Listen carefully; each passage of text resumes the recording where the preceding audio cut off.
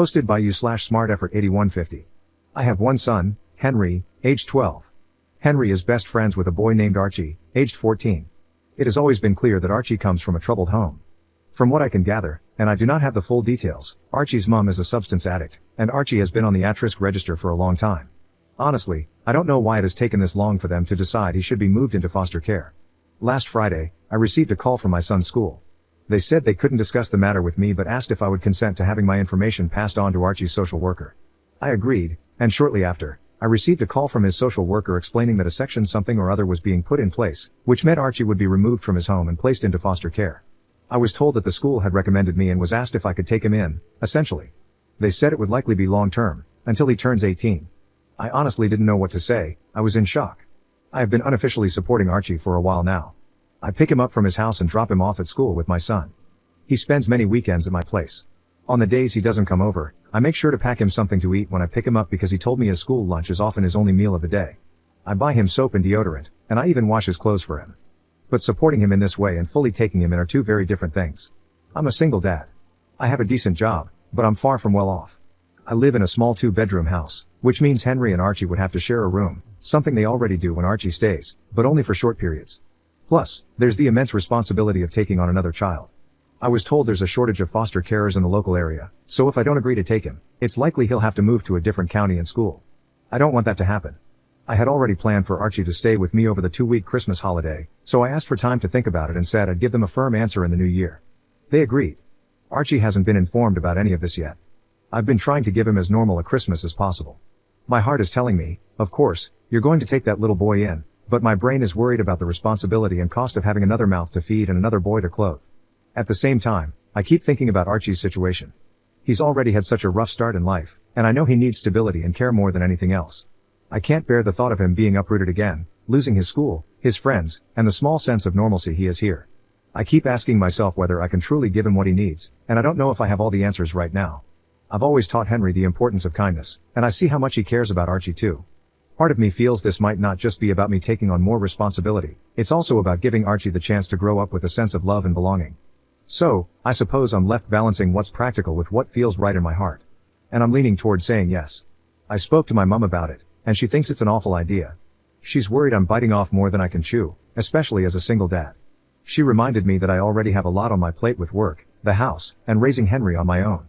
She said taking in another child, especially one with a difficult background, would add stress and might affect my ability to provide for Henry properly. She didn't say it outright, but I could tell she's afraid this might make life harder for all of us, including Archie. I understand her concerns, honestly, I do. But I can't imagine turning him away when he needs help the most. I told her I haven't made a final decision yet and that I need to think about what's best for everyone involved, not just what's easiest. And I haven't even discussed any of this with Henry yet, which will be a huge factor in my final decision. This has been a huge rant, and if you've read it, thank you. I just needed to get this out somehow. Update 5 days later. I just wanted to give an update and say a huge thank you for all the responses. I genuinely didn't expect to receive so many replies, especially to something that was just meant to be a rant to get my emotions out. When I was asked to take in Archie, at first, I felt honored. Then, I felt worried about everything.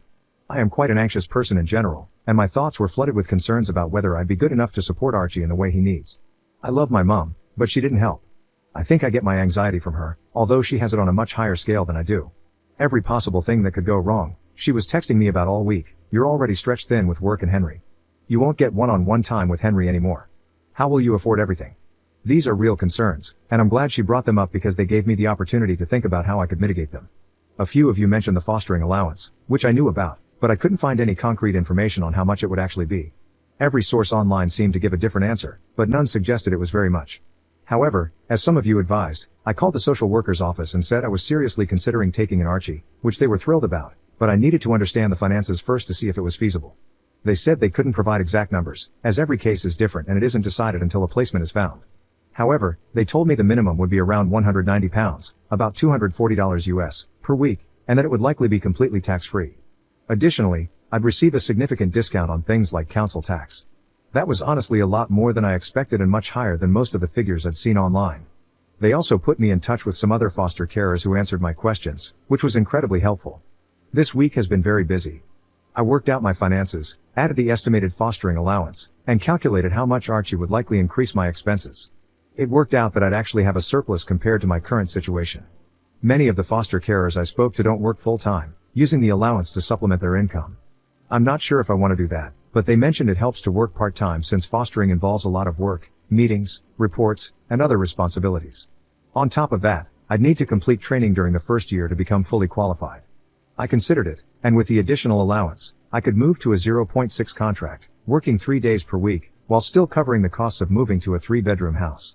While that would leave me with slightly less disposable income, it wouldn't be a significant reduction. I've spoken with my work, and they said they'd support me if I decided to do this, but I haven't made a final decision. I don't want it to seem like I'm taking advantage of Archie's allowance.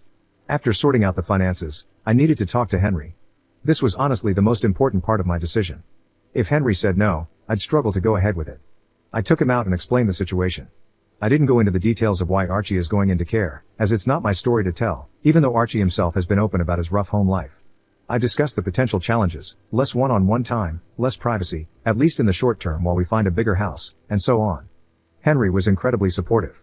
He said that he and Archie had talked about how they both wished Archie could come and live with us. I told him not to mention anything to Archie yet until I had the chance to speak with him, and he agreed. Yesterday, I arranged for social services to come over. Archie, his social worker, and I sat down to talk. They told Archie he was going to be placed in foster care. Archie cried a lot, I cried a lot, and he asked to see his mom, which the social worker said they'd arrange as soon as possible. In that moment, Archie didn't seem like a teenager, he seemed like a small child whose world was crumbling. Then they asked Archie if he'd want to stay with me. Although he was still distraught about being in care, he said he'd love to stay with me. We discussed what it would mean and how it would affect us. Afterward, Archie and his social worker spoke privately, and then the social worker and I talked. They expressed how thrilled they were about my decision and said they were pleased I planned to move to a bigger house soon, as Archie would need his own space, which I fully agree with. Normally, the boys spend most of their time upstairs playing Xbox, but later that day Archie came down and asked if we could watch a movie together. He sat next to me, rested his head on my shoulder, and said, "Thank you for letting me stay with you." Writing this, I can feel tears welling up in my eyes again. I put my arm around him and said I'd always be there for him. Today, Archie seems a little down, which is entirely understandable. I honestly expected him to take it harder than he has. To cheer him up, we're going to see the new Lion King movie, even though I hate those live-action films, but this is for Archie, and then going out to eat, letting the boys choose where. I might return in a few months to give an update on how things are going. For now, I'm just hoping everything will be okay. I know the first few months will be the hardest. Thank you, everyone. Editor's note. Stealing this comment from you/EffectiveCricket93 to explain what type of fostering is involved here. It depends. This is called a friends and family placement in England, where social services have decided it's in the child's best interest to be placed with a familiar person rather than in a traditional foster placement. Friends and family placements can have a looser set of restrictions compared to traditional placements. However, OP would only be cleared to take in Archie. For example, he wouldn't be able to take in another child unless he decided to undergo full training. They would be able to make decisions that differ from those in a traditional foster home. For instance, social services have to weigh factors such as, there are no local foster homes, meaning his schooling would be disrupted, and he would lose his friends and support network. How would that impact him, against the fact that he would have to share a room? Especially considering that Archie has already been regularly sharing a room. Social services would focus on what's in the child's best interest, which might allow them to make some concessions.